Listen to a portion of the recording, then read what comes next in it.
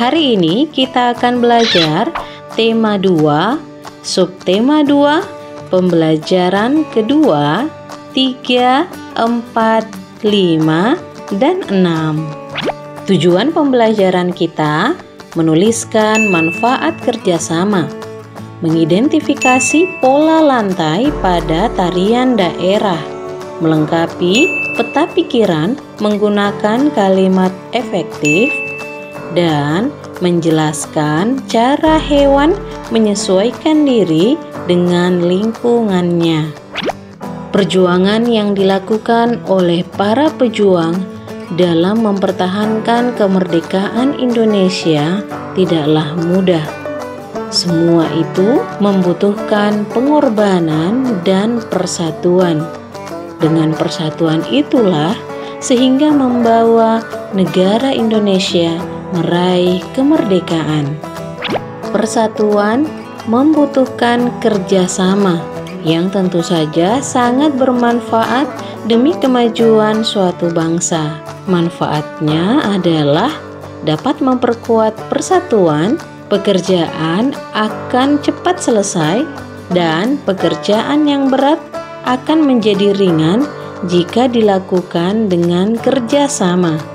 Dalam sila ketiga Pancasila yang berbunyi Persatuan Indonesia yang melambangkan pohon beringin, di dalamnya terdapat nilai kerjasama yang harus kita amalkan baik dalam lingkungan keluarga, sekolah, maupun masyarakat. Salah satu contohnya saat di tengah pandemi COVID-19, kerjasama sangat dibutuhkan baik dalam lingkungan keluarga, sekolah, dan masyarakat, yaitu dengan menggunakan masker baik saat berinteraksi maupun tidak melakukan interaksi.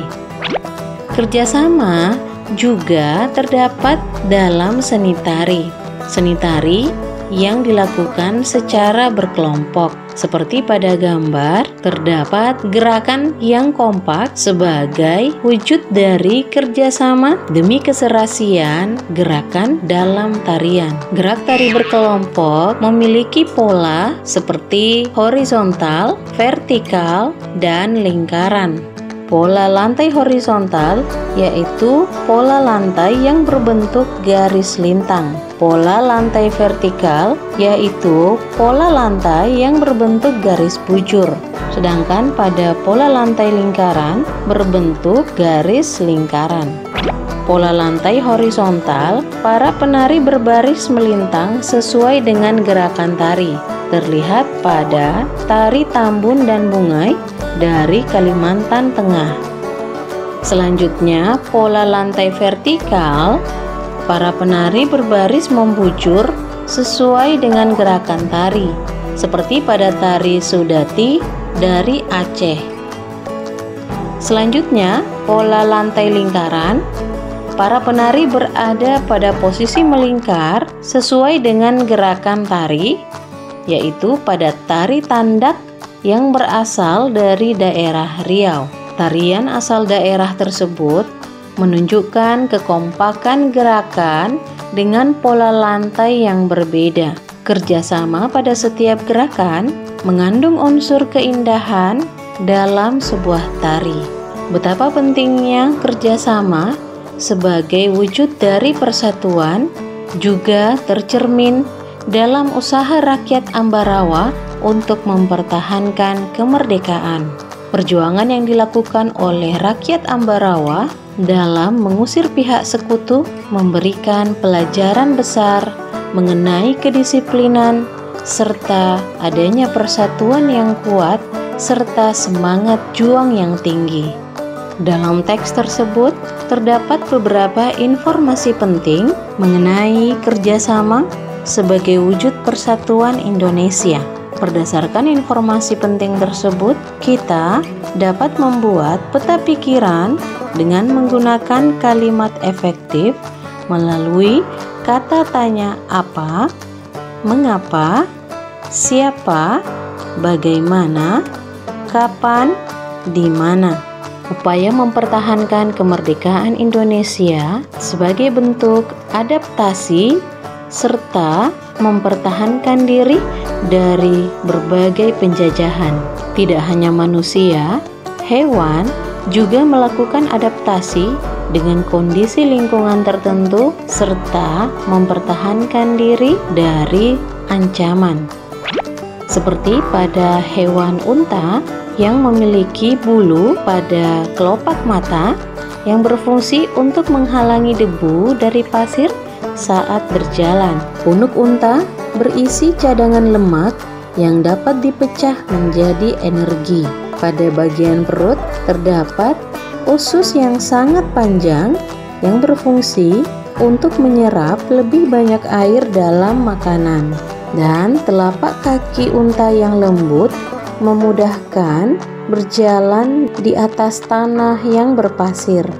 Beruang kutub hidup di daerah yang sangat dingin di permukaan bumi. Untuk bertahan hidup, beruang kutub melakukan beberapa penyesuaian. Beruang kutub memiliki rambut putih sebagai kamuflase agar tidak mudah terlihat oleh pemburu, dan lapisan lemak yang berada di bawah kulit juga untuk bertahan di suhu dingin.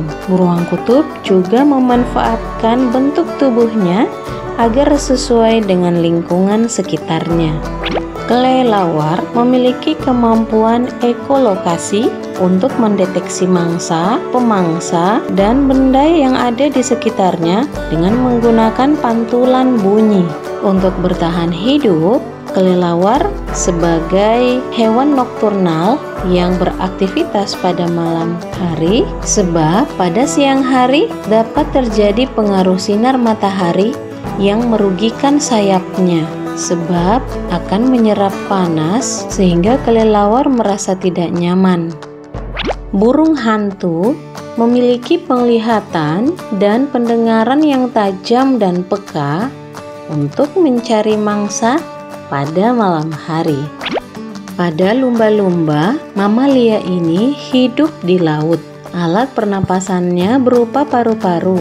Sama seperti kelelawar, hewan ini juga mempunyai kemampuan ekolokasi, yaitu kemampuan untuk mendeteksi mangsa, pemangsa, dan benda yang ada di sekitarnya dengan menggunakan pantulan bunyi. Nah, siswa cerdas selain dapat menyesuaikan diri dengan lingkungan tertentu, hewan juga dapat beradaptasi melindungi diri dari pemangsa, seperti pada cicak dan tokek. Melindungi dirinya dengan dua cara, yaitu dengan memutuskan ekornya atau yang disebut dengan autotomi, dengan tujuan untuk mengelabui pemangsa. Selain itu, bertelapak kaki yang memiliki perekat sehingga memudahkannya merayap di dinding dan mencari makan. Pada bunglon memiliki kemampuan untuk mengubah warna kulit sesuai dengan lingkungannya. Tujuannya untuk mengelabui pemangsa dan juga memudahkannya untuk mendapatkan mangsa. Walang sangit dapat mengeluarkan bau yang menyengat demi melindungi diri dari pemangsa. Pada landak memiliki rambut seperti duri yang dilapisi keratin untuk menakuti musuh dan melindungi dirinya dari pemangsa. Kalajengking memiliki sengat yang beracun yang terdapat di bagian ekornya. Caranya yaitu dengan menancapkan ujung ekornya ketika menyerang musuh atau pada saat ada serangan dari musuhnya. Cumi-cumi dapat menyemprotkan cairan berwarna hitam seperti tinta untuk menghindarkan diri dari pemangsa. Dan pada ikan buntal memiliki kemampuan untuk menggembungkan tubuh serta mengeluarkan duri-duri yang beracun pada tubuhnya. Pada terenggiling memiliki struktur kulit yang keras. Saat terancam, hewan ini akan menggulung dirinya sehingga pemangsa akan kesulitan untuk memangsanya. Siswa cerdas, sekian pembelajaran kita pada hari ini. Sampai jumpa pada pertemuan berikutnya.